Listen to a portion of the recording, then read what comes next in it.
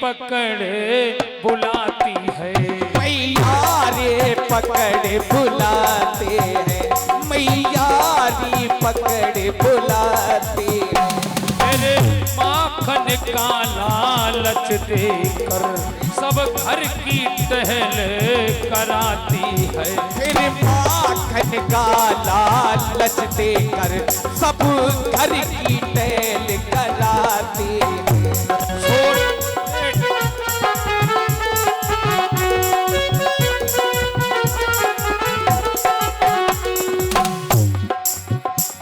छोटे छोटे लोटे देकर, छोटे छोटे लोटे देकर पानी भरने ले जाती है।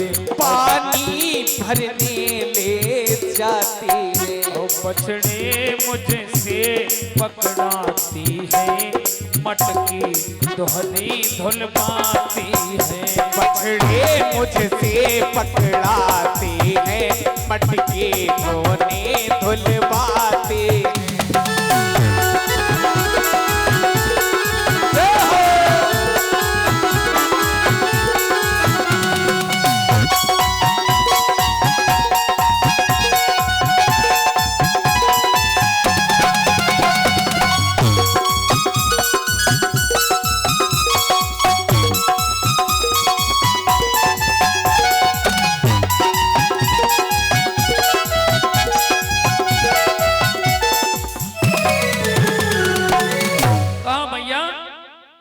ये हमको घर पे बुलाती हैं, अपना काम करवाती हैं। झूठे मीठे इनके जो झूठे बर्तन हैं वो भी हमसे धुलने को कहते हैं।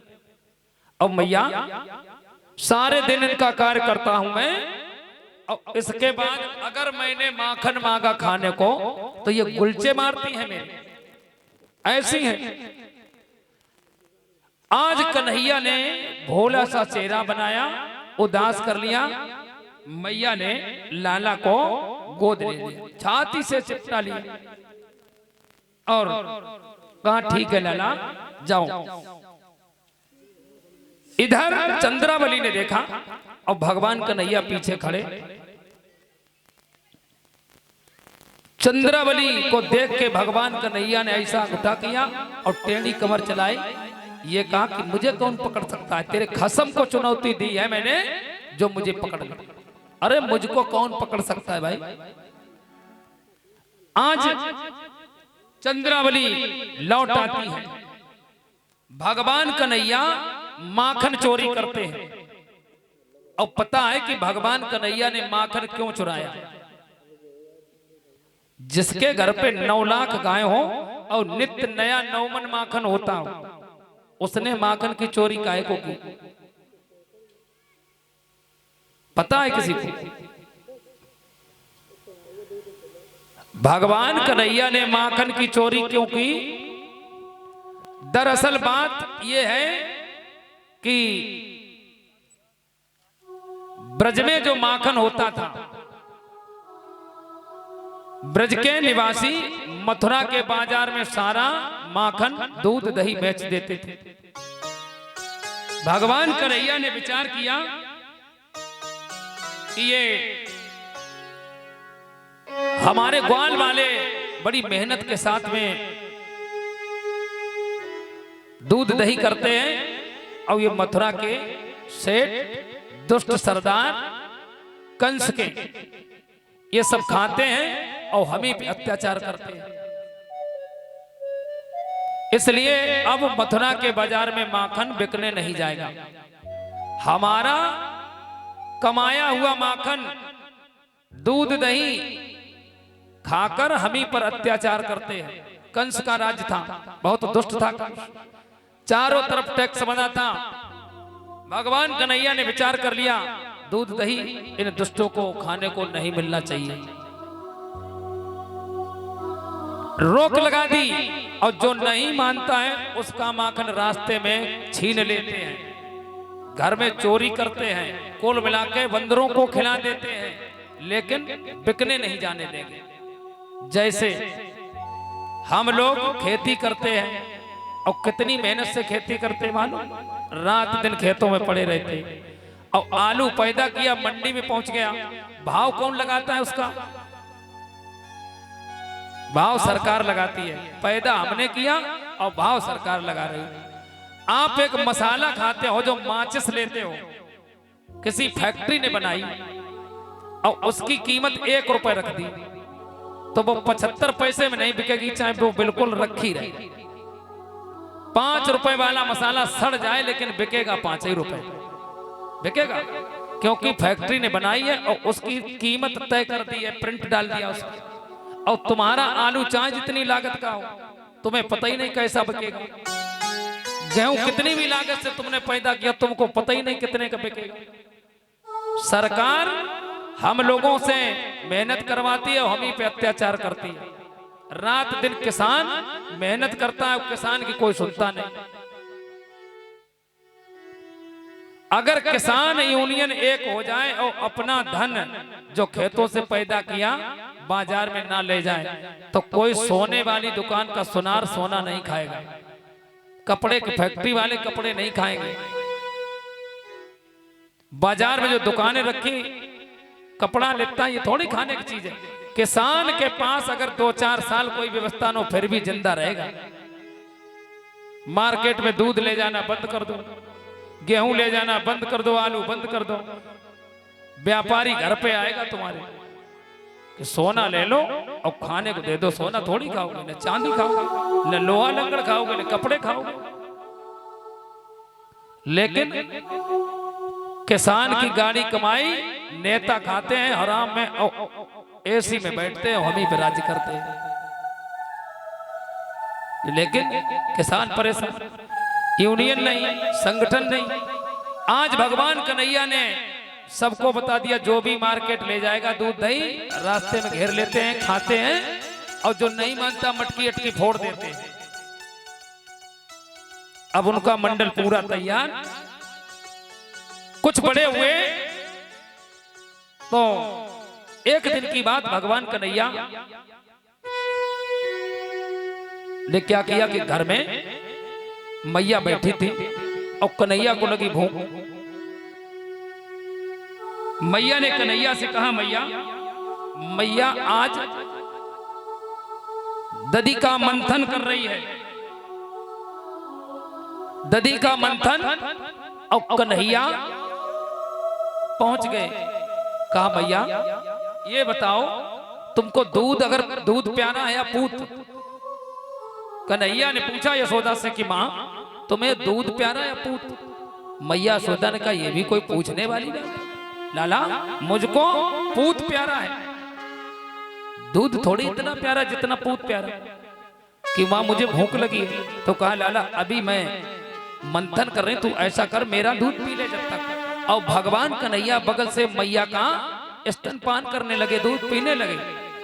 मैया आज दधी मंथन कर रही हो, कन्हैया बगल से मां का दूध पी रहे हैं, यशोदा का। और तब तक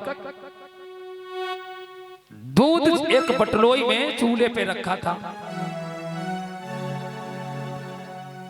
उधर भगवान कन्हैया ने एक डेला लिया मिट्टी का और उसमें मार दिया, दूध बगर गया। दूध जब फैल गया तो मैया ने कन्हैया को बैसाई, बैठाल दिया और भागी उसकी तरफ। भागी। अब कन्हैया को बड़ा गुस्सा कि हमको पेट भी नहीं भरने दिया, मैया हमें पटक के चली गई। और अभी कह रही थी कि पूत प्यारा है और दूध इतना प्यारा कि हमें भूखा ही छोड़ दिया। कन्हैया बड़े क्रोध में। जब तक मैया उधर गई और इधर कन्हैया ने क्या किया कि जितना घर का दूध दही था सब फैला दिया, सब नुकसान कर दिया। इतने क्रोध में और आंगन में जो ओखल था उस पे बैठ गए और जब कुछ खाया कुछ फैलाया और बंदरों को और बुला लिया। सारे बंदर लगे पड़े। भगवान है, अंतर्यामी है, सारी सृष्टि इनके अनुसार चलती है। सब साफ मैदान।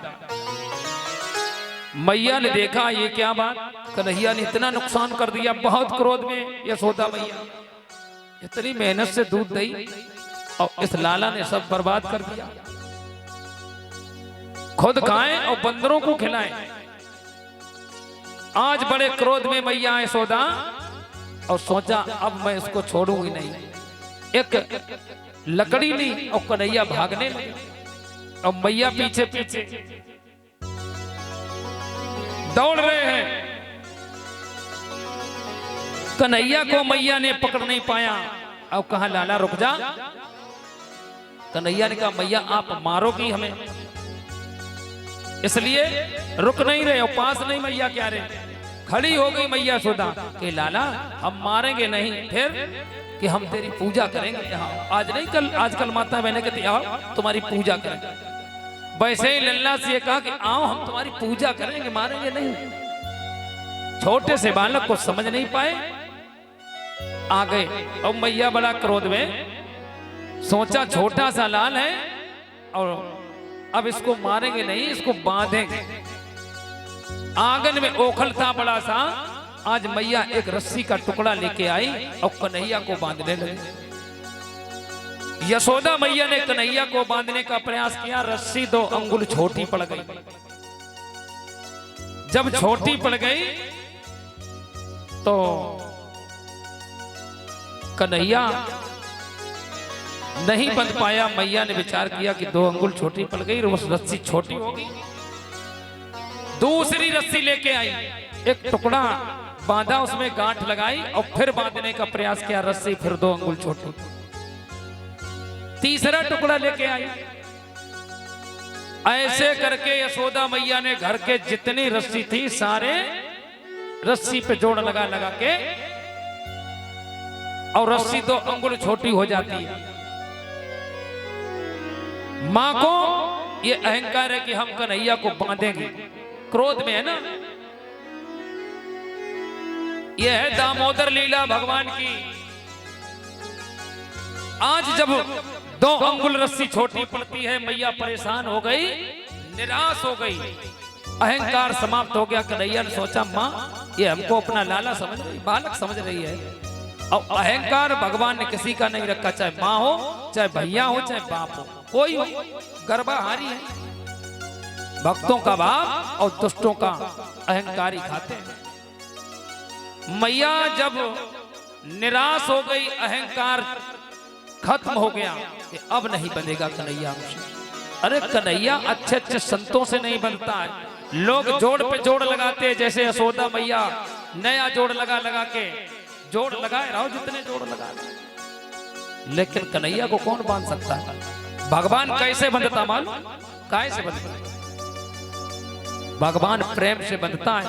और मैया यशोदा को अहंकार है कि हम बांधेगी। क्रोध है, क्रोध से बंधेगा। अहंकार मैया का समाप्त कर दिया। और इसके बाद कहा मैया हम बांध दें। कन्हैया ने जब ये कहा तो यशोदा मैया ने विचार किया कि मैंने नहीं बांध पाया, ये कैसे बांधेंगे। कि लाओ मैया हम बांध देते। आज एक रस्सी के टुकड़े में कन्हैया ने आज गांठ लगा के कहा मैया लो बांध। मैया चक्कर में पड़ गई। आज कन्हैया को यशोदा मैया ने ओखल में बांध दिया। और देखिए भक्तों के यहां ओखल में बंधे हैं। एक संत ने लिखा है कि ओखल से बांधे गए, ओखल से बांधे गए श्याम राधा के पिया। ओखल से बांधे गए श्याम राधा के पिया।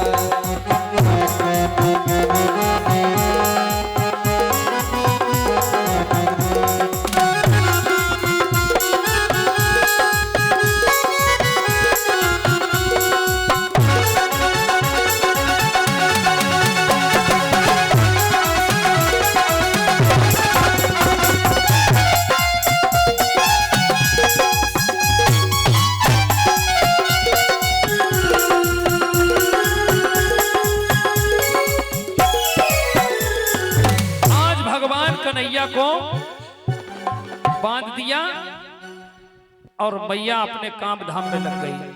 इधर भगवान कन्हैया ने विचार किया, सोचा मां अपने काम में लग गई और जरा सा जोर लगाया, ओखल जो था वो गिर गया